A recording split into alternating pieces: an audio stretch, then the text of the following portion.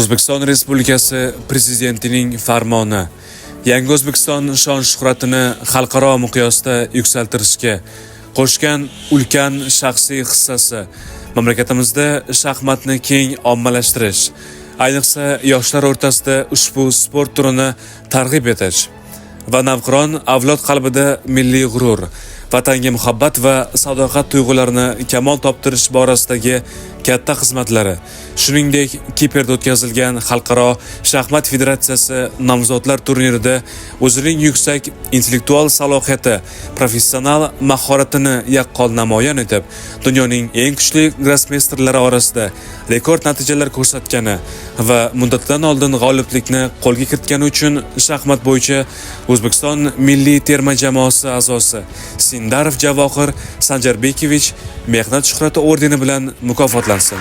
O'zbekiston Respublikasi Prezidenti Shavkat Mirziyoyev. Avvalambor assalomu alaykum, hurmatli prezident. To'g'risi boshim osmonga yetdi. Albatta, qo'ng'iroq qilganingizda juda hayajonlanib ketdi. Hozir ham hayajondaman.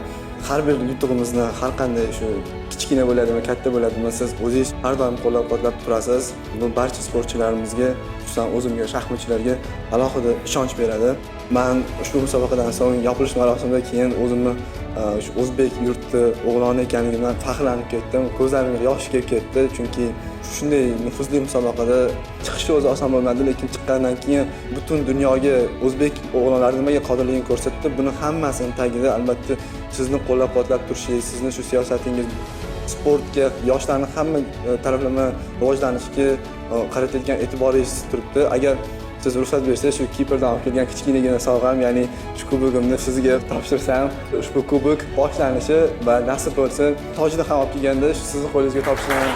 Shu kunlarga yetishsin. Katta rahmat.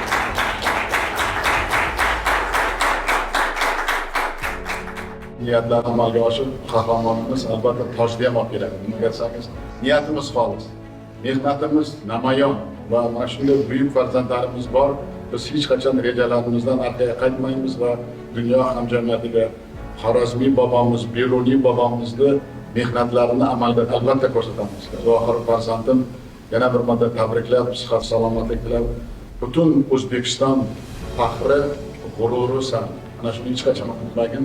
Ota-onangga men nomidan yana bir marta uni boboga ham iltimos qildim, men nomidan rahmat deb aytadim.